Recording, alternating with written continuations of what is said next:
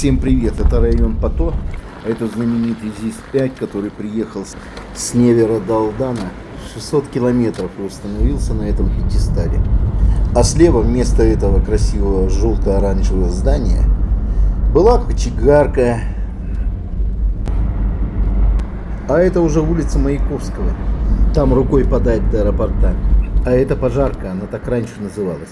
Сейчас она называется МЧС. 10 лет Якутии, а с правой стороны такого кирпичного цвета это Верба магазин. Он как был, так и остался и работает. А это частные гаражи. А прямо по курсу здание недостроенное. Его начали строить лет 40 назад.